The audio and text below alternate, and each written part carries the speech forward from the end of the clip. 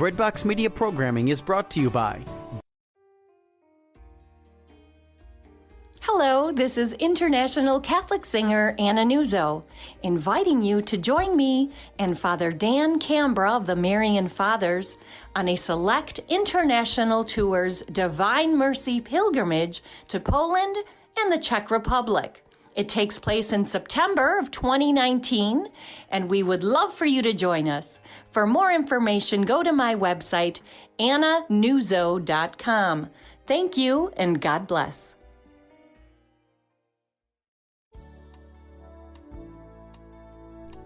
Looking for the perfect First Communion, Confirmation, or RCIA gift? Consider a beautiful, heirloom quality, made-in-Italy rosary from Ghirelli. A Ghirelli rosary will be prayed with and cherished forever, guaranteed. Shop Ghirelli today. That's GHIRELLI.com.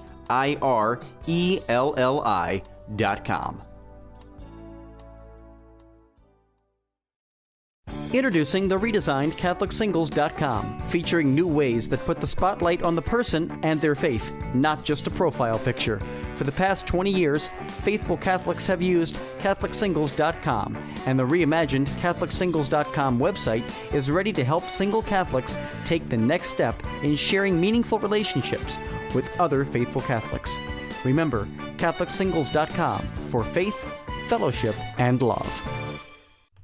Wait a minute! 60 Seconds of Reflection with Martha Fernandez Sardina. He is risen. The Lord is risen from the dead. That is the song of Christians. The Lord is risen. Alleluia. He is truly risen, as he said. Alleluia. Alleluia. For centuries, Christians the world over have been celebrating the fact that Christ defeated death. He killed death. Death is dead. Life is alive. And Jesus is alive and well. And he is inviting each one of us, knocking at the door of our hearts, to enter in, to sup with us, to dine with us, to give us his very body and blood, soul and divinity as our food. Will you welcome him? Will you season it up? Will you enjoy this Easter Sunday, Easter octave, and Easter season, 50 days of glorious celebration, and come closer to Jesus to receive the new life that he has won for you? You were won by one who is God Almighty. Enjoy Easter, enjoy the resurrection, enjoy Jesus. For more information about Martha, visit marthafernandezsardina.com.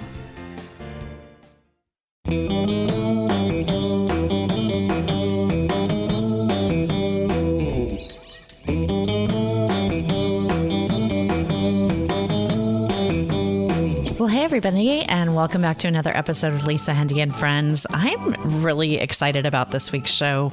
We're featuring a creative filmmaker who has taken on a subject that is very near and dear to my heart. Before we dive in, though, I want to thank you for your prayers. You've all been so kind and supportive. Just keep them coming.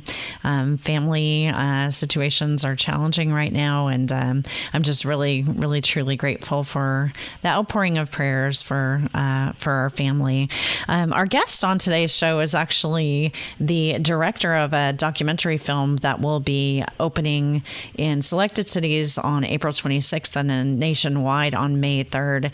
Patrick Creadon directs the film Hesburgh, which offers a unique glimpse at more than 50 years of American history. Father Hesburgh is a civil rights champion, an educator, advisor to presidents, and envoy to popes, theologian, and activist. He was called on by countless world leaders to tackle the most challenging issues of his day. Let's take a listen now to the theatrical trailer for the documentary Hesburgh. In any list of the most influential men in American life, you'll find the predictable political leaders, commentators, and tycoons. But one name that keeps cropping up is one of those things. He advises presidents. He was a mythic figure. Confers with the Pope. We heard these stories about this legend. He is chairman of the Rockefeller Foundation. My God, how many lives did this man live? He is Father Theodore Martin Hesburgh, president of the University of Notre Dame. Oh boy, here we go. Father Hesburgh had an extraordinary ability to reach across lines. We all ought to be protesting against many of the things we see in modern life. I heard from some he was a very progressive liberal, from some he was a very conservative man of the cloth. Father Hesburgh was a giant of the civil rights movement. We are verging towards two societies, one black and one white, and that wouldn't be America, I don't think. He was asked to join Martin Luther King in Chicago. He was aware of threats made against him and other civil rights leaders. His only response was, "When do you want me there?" Robert Anson, Time magazine, is presumed captured by the Viet Cong. He put his AK to my forehead, and I knew I was digging my own grave. I knew exactly one word of Vietnamese: peace. Father Hesburgh called the Pope, and he said, unless you can intervene, he'll be dead. You're one of the most influential men in this country, aren't you? I don't think I'm trying to be. I know a lot of people. A lot of it's just power of friendship. U.S. Commission on Civil Rights. It was going nowhere. The president called Father Ted. Father Hesburgh became the conscience of the country. We've got a plenty problem with Hesburgh. He's always attacking us. And let's kill the damage. He wasn't afraid of anybody. But we don't prove anything by burning something down. We prove something by building it up. Being a priest is an isolated life. There's no family. There were no kids to raise. He did that to be a father to all people. He could bring people together. That's the kind of leader we need today. We just don't have those kind of figures anymore. I just owe him everything.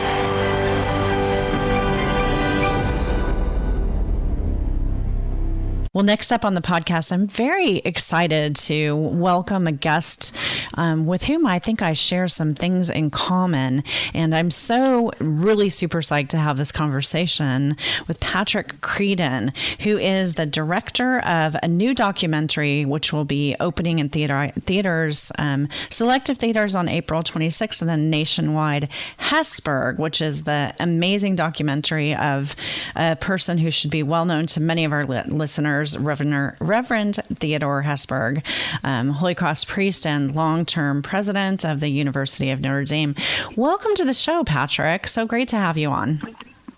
Great to be here, Lisa. Thank you. So I sort of feel like, since we're both grads of the University of Notre Dame, that one of the things that we do traditionally in Notre Dame circles is to ask all those questions like, what year did you graduate? What dorm did you live in? What was your major? So I can tell you that I'm 1985 Walsh and a French major. So awesome. I was Dillon Hall, class of 89. I was an international relations major. Dylan, so my husband, Greg, that I met at Notre Dame, we got married in the Basilica, but he was Holy Cross, which is not Holy Cross, nice. Alumni Hall, which is your next door neighbor. Oh, he's rivals. Alumni. Okay, yeah. Right next door. They were our rivals. Yeah, so great to have you on, and I'm really psyched to talk about the film. But before we do that, I always like to ask a little bit about tell us a little bit about your story and how you got to this point in your career and your life. Sure. So I grew up in Chicago.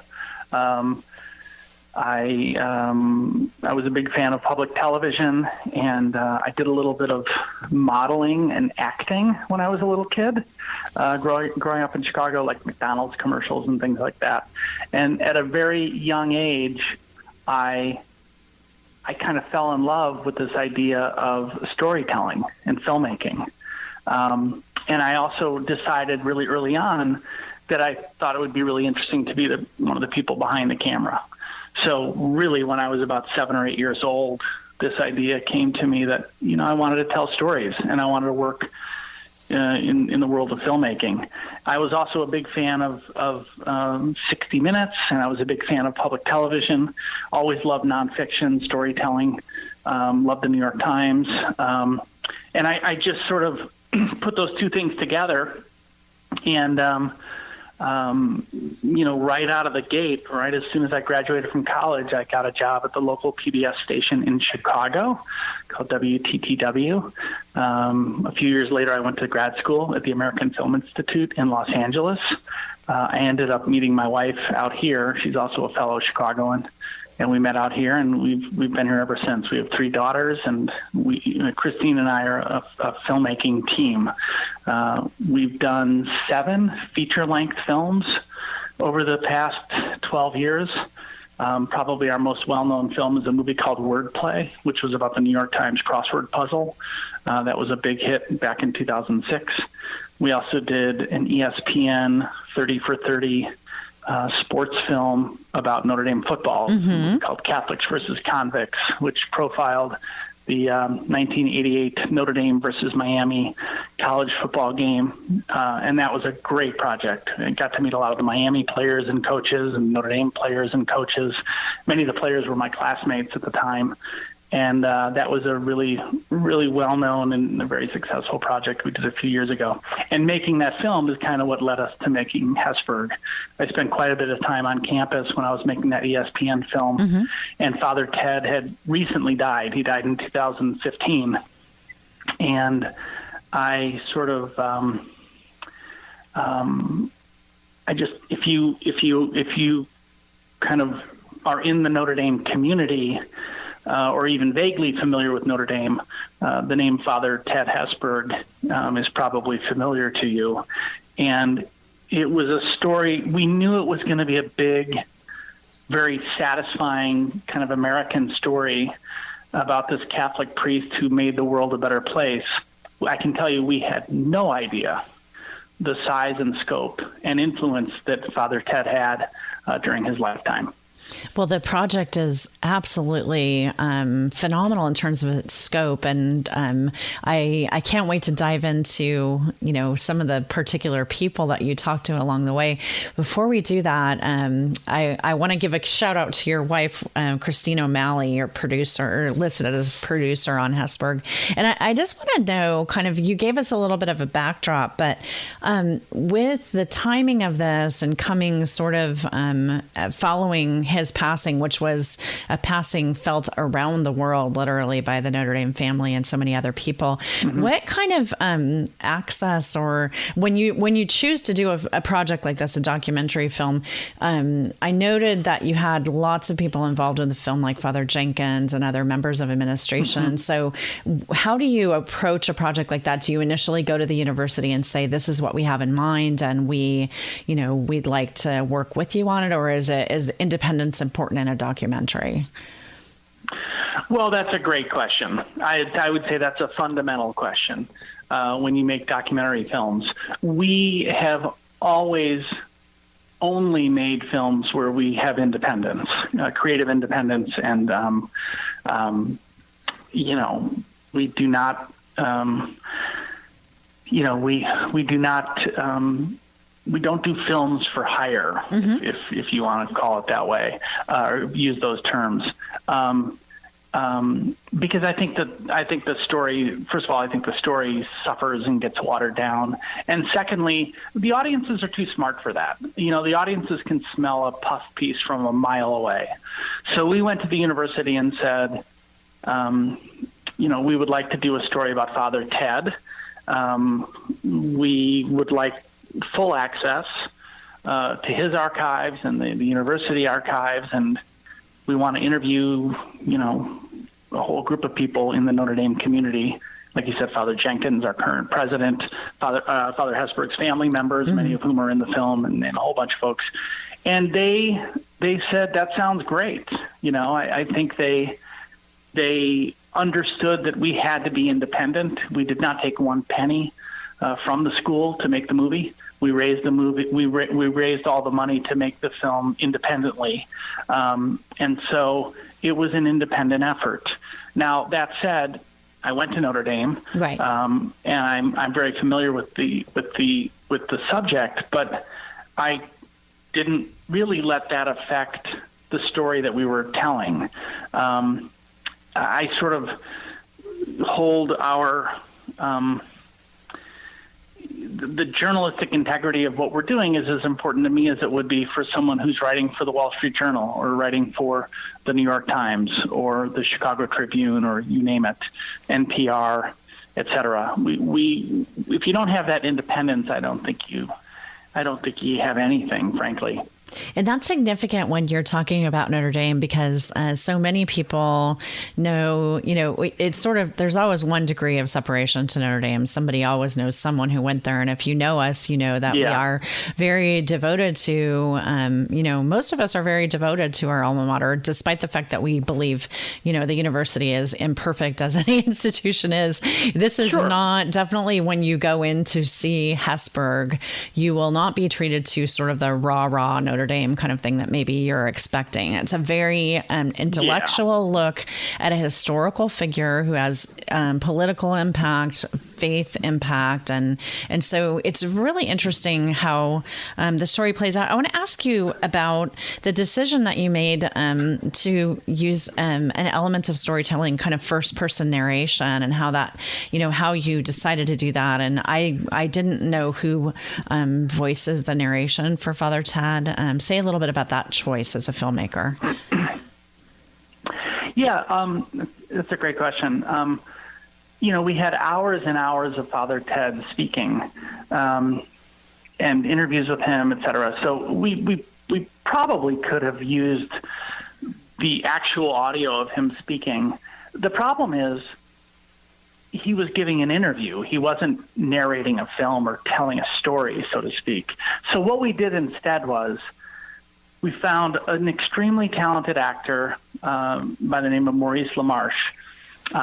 He's very well known in the world of animation and voiceover work. And, we auditioned dozens of people, but Maurice sort of kind of captured the essence of Father Ted in a way that we thought was really, really emotionally satisfying. And then we wrote the voiceover based on interviews that Father Ted had given. We might have changed an to a the or an and to a and or something. You know what I mean? Like we made like minor sort of very for sort of minimal adjustments in order to tie the film together and make the story really cohesive. But we made no changes at all to any of the meanings or any of his firm beliefs, et cetera. So it's a little bit of a, we thought long and hard if that was something we wanted to do. And frankly, I think the movie really benefits from having this really strong emotional narrator who's sort of playing the part of Father Ted. And we're very clear in the film. It says right off the bat that the narration is based on the writings and interviews of Father Ted Hesburgh. And one of the very first credits at the end of the movie is the credit to the voiceover artist. And I think I'm really happy with that decision. I think that what you'll find for people who are fans of documentary films is the documentary films of today are much different than they were even 15 years ago. Documentary used to be talking head, shot of a B-roll, then more talking head, and then shot of a photograph, et cetera. They were a little more old-fashioned, if you will. And today, there's a lot more tools at our disposal, which I think make these movies really, really satisfying. That's actually something that I wanted to ask you about. Well, I agree with you that the device of the narration is a wonderful kind of like, it lends a thread to the project and binds it together and definitely also personalizes it in a way that's great. And we do hear enough of Father Ted's voice, on film that you have throughout, that's capturing him in the moment that you have the reality of that as well. But on this topic of documentary, I'm a huge fan of documentary, and I love to see that it's getting such popular explosion. I mean, one of my favorite projects from last year is the film Free Solo. I don't know if you saw that. Oh yeah. And I love that. That is now something that we can go see in the theater. You've gravitated toward that format, and you talk a little bit about why. But why do you think that it's the right choice for this story? Because you definitely could make a blockbuster movie about Father Ted as well.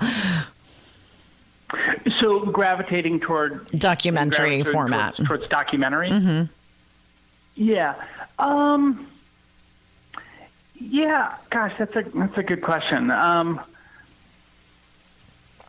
always I've always been fascinated by nonfiction films, nonfiction stories.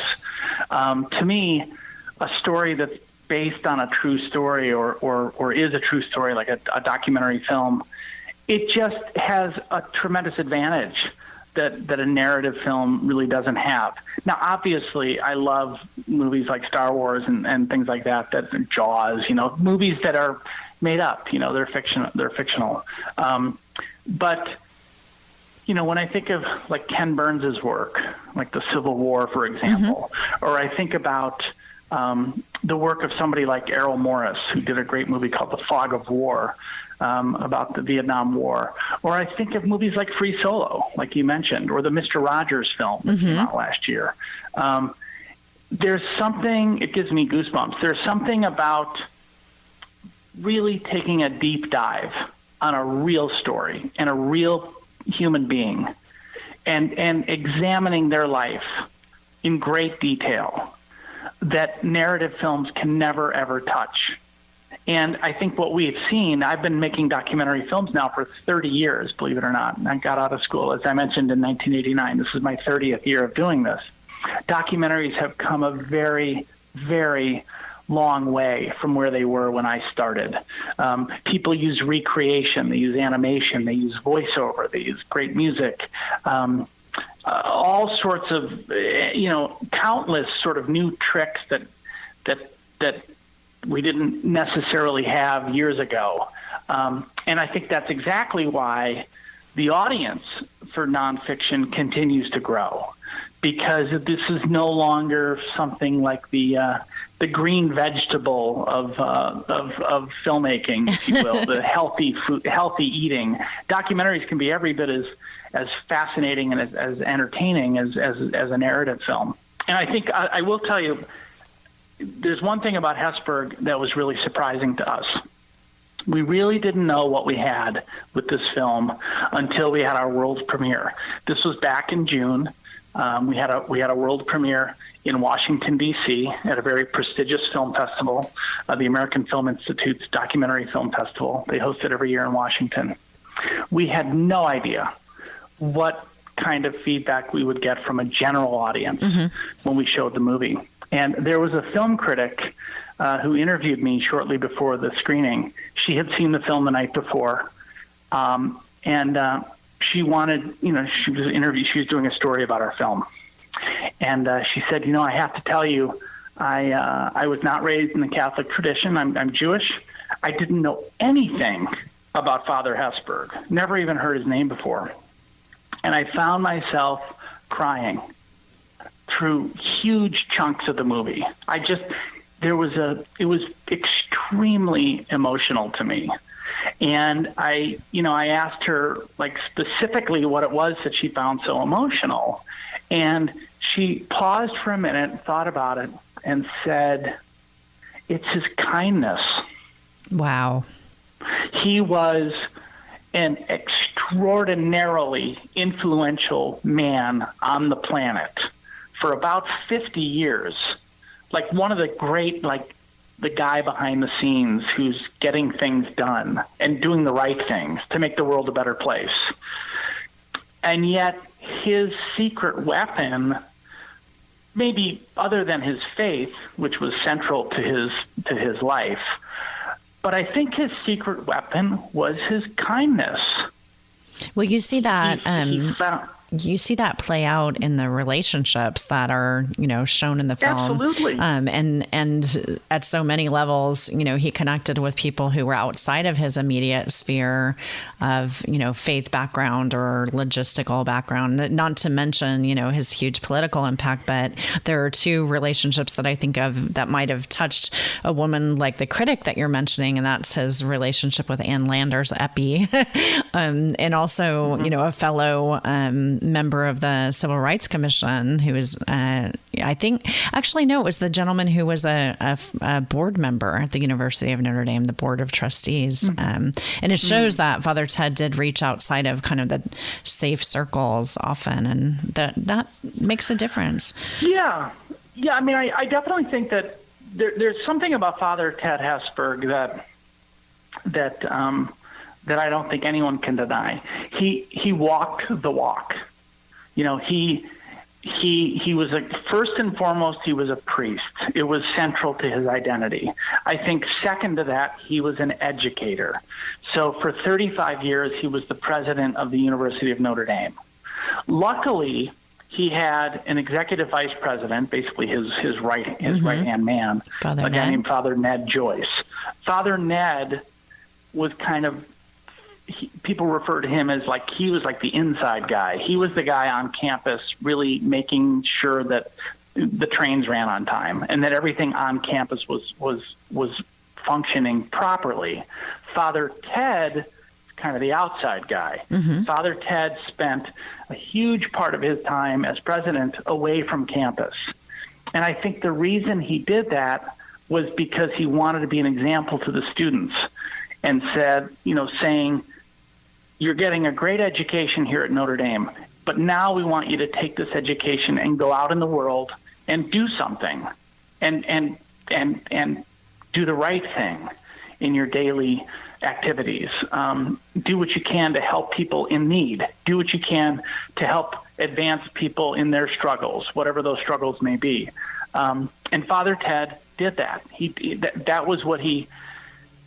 That was really the hallmark to his time as president of Notre Dame, was that he was out in the world trying to make the world a better place. I know you hear that a lot. That's sort of like a platitude, like, oh, make the world a better place. Father Ted is actually one of those people who really did that. And in our film, you see time and again, there's so many sort of head slap moments, I think, in our film where you're thinking, I can't believe that one man was involved in as many of the things that he was involved in. It's extraordinary. His life is incredibly inspirational for folks from all walks of life. I'm kind of curious about, I know the film is written by William Neal, Nick Andert, and Jerry Barca. And I'm just kind of curious, though, as a filmmaker, when you decide to take on a project like this, as the director, do you work with the writing team, but clearly there's a ton of historical research that's involved in this. Who kind of heads that up? And what did you learn personally about history and the history of that era of time through making the film? Well, you know, because my wife and I have our own production company, and we don't really answer to anyone else. We answer to ourselves. We can do things the way we want to do them and the way that they make the most sense. And for this particular project, Jerry Barca, he is one of the producers on the film, and he was on board from day one. And he and I helped frame up what we thought the main sort of skeleton of the story is, so to speak, meaning like what's the shape, the overall shape of the story, and what are the beats along the way that are going to be important to the story. At the same time, William Neal and Nick Andert, those were our two editors. They were the ones in the edit bay, day in and day out, week in and week out, for over a year. And because they were more familiar with the footage and the interviews than we were, they helped shape the voiceover and the narration and really craft the story. It's a very, very complicated story. It's not a complicated film, but the story itself is very complicated. Yes. And I rely, as the director, you know, my job as the director is to tell the best story. You know, and my job is basically like when the lights go down in the theater and there's a sold out audience ready to be entertained for 100 minutes, if they're not entertained, that's on me. It's my job to get the movie to do what I want the movie to do and do the things that I want the audience to experience. But I relied really heavily on Jerry and Nick and William to really piece together and shape the story and also the narration. And William Neal, I should mention, he was on the project longer than anyone else on the edit team, and he in particular did a very, very strong job in doing the final pass on the narration and the voiceover. And I think that's kind of the glue, I think, that really holds the story together. So he in particular just did a wonderful job. Well, you're combining so many elements here of journalistic footage from, noted news sources, because so much of this was, history in the making, especially during the Civil Rights Movement, the Vietnam era time, but also, university documents and footage. I loved the portions at Land O'Lakes and just, so many scenes on campus. You're seeing Notre Dame in maybe a way that you had never really seen it before. So editing is really crucial to that. I want to ask you about the involvement of Father Ted's family. We hear from his brother and also one of his nieces in the film. How was it? Who actually captures those interviews, and how was it for them to walk through these memories with you? Well, I did the interviews with them. I was behind the camera for those.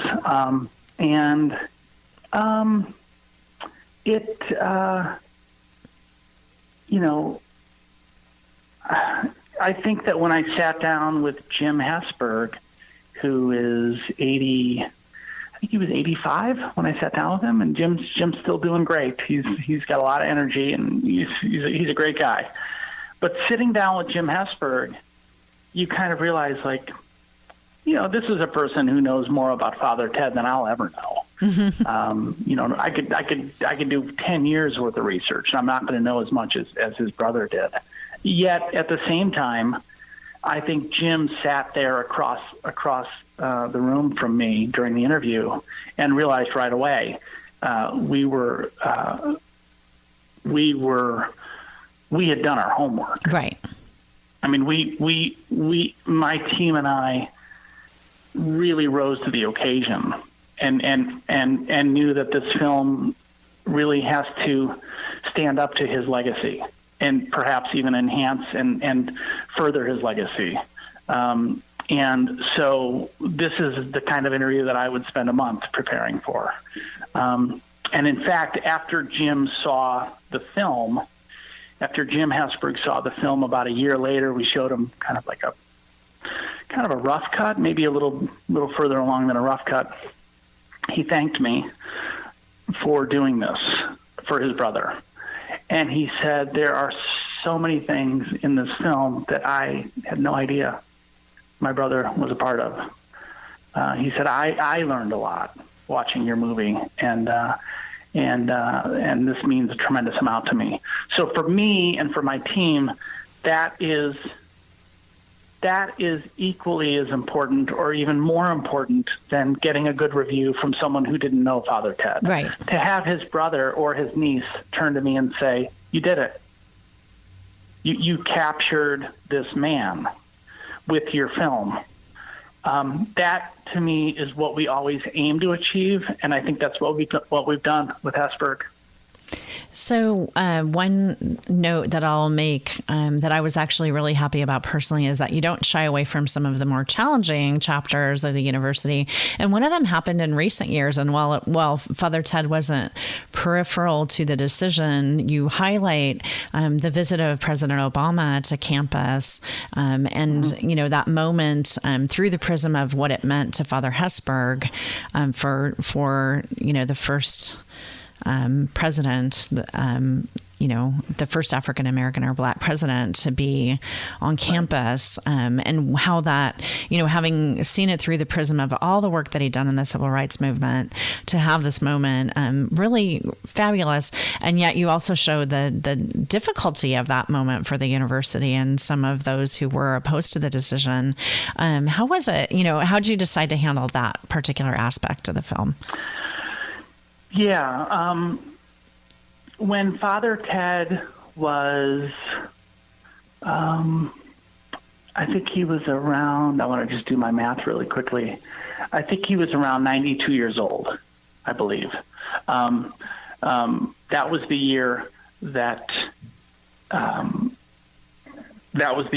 President Obama was elected president.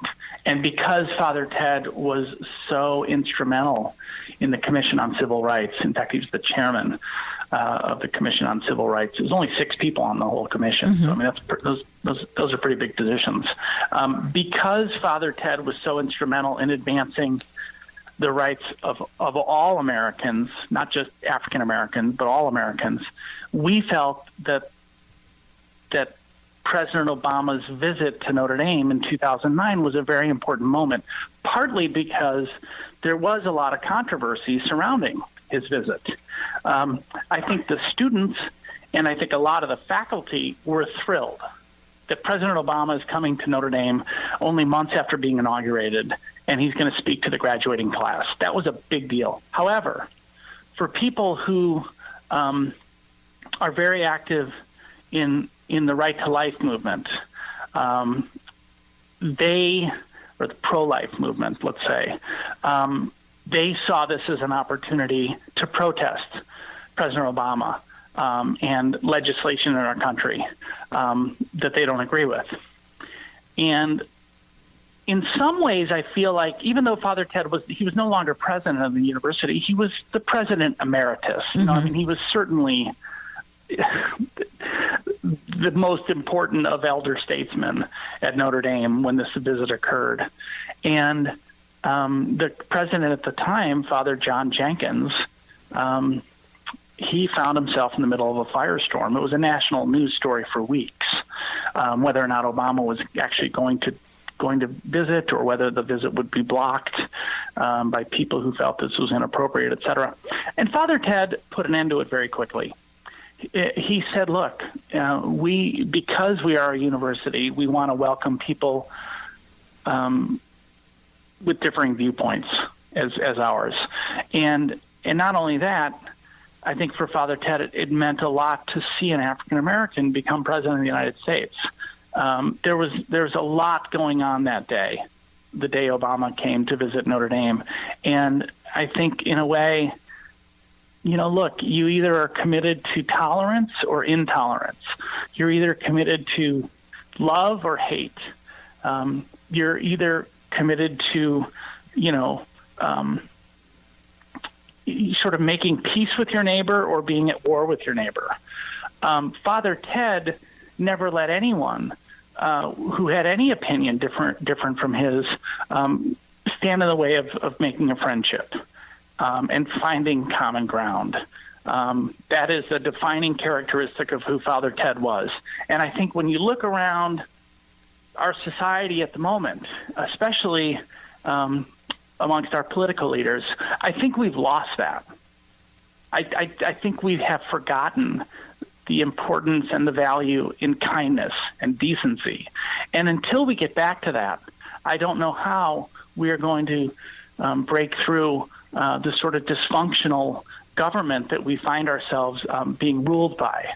The funny thing about this film is that Father Ted Hesburgh did his best work 40 or 50 years ago, 60 years ago even, and yet his story is so incredibly timely right now. I think that the world really needs the story of Father Ted right in this moment, which makes the fact that the film is coming out on April 26th, it'll be in theaters nationwide on May 3rd. The timing on this film, I don't think, could be any better, and we are just thrilled to share his story with as many people as we can.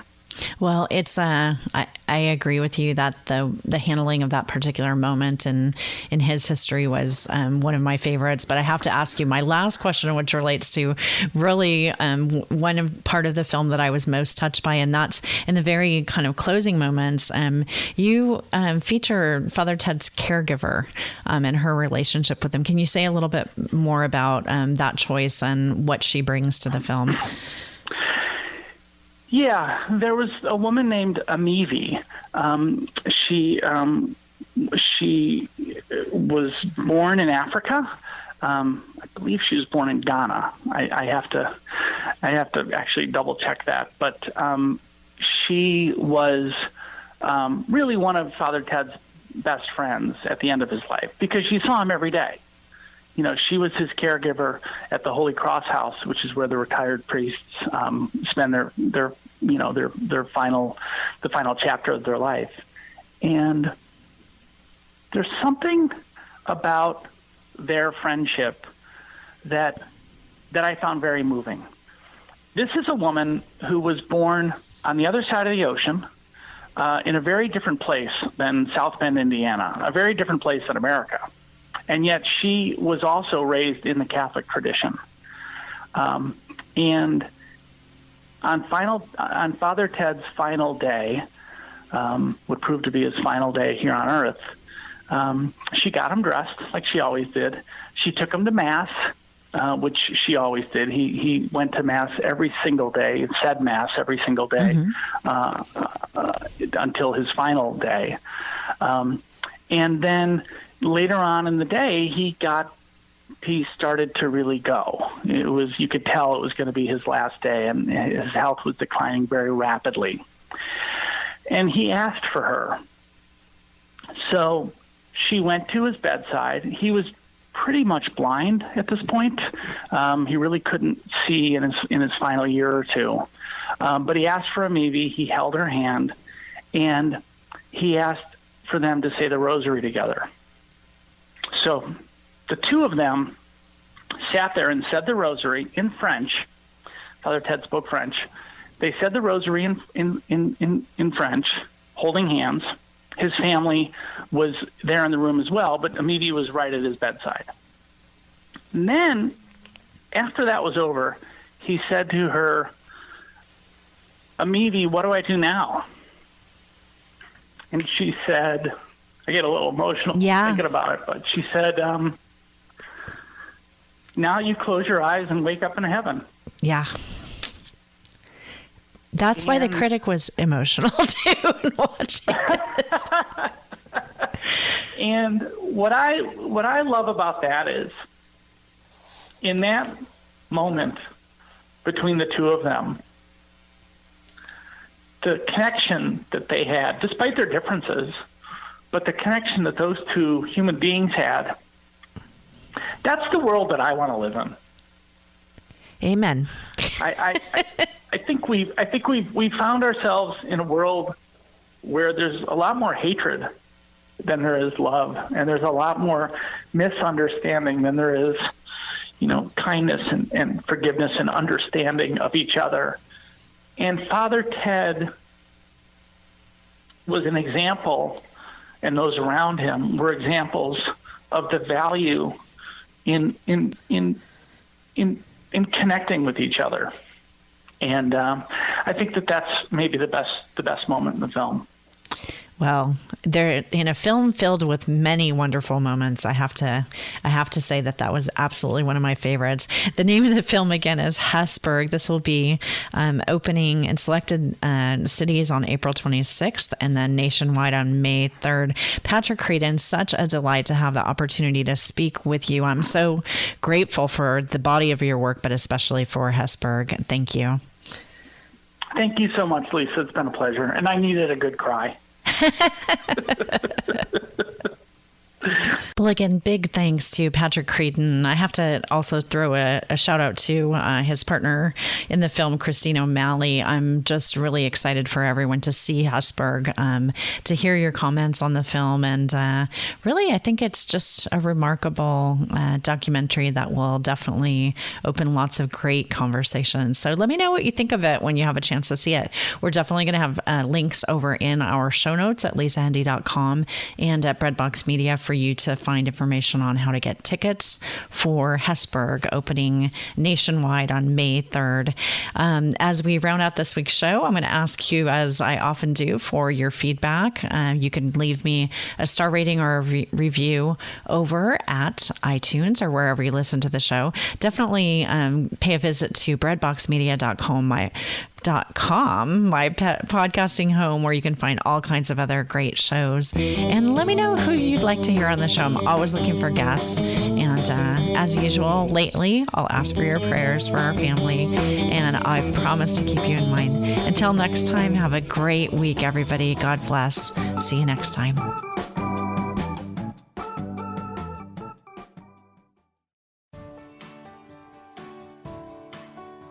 Breadbox Media programming is brought to you by Jack Kane Ford. Find your next Ford Tough vehicle at caneford.com. CMF Curo is the country's first Catholic healthcare ministry to provide an affordable health sharing solution rooted in Catholic teaching and community. Learn more at mycatholichealthcare.com/podcast. That's mycatholichealthcare.com/podcast.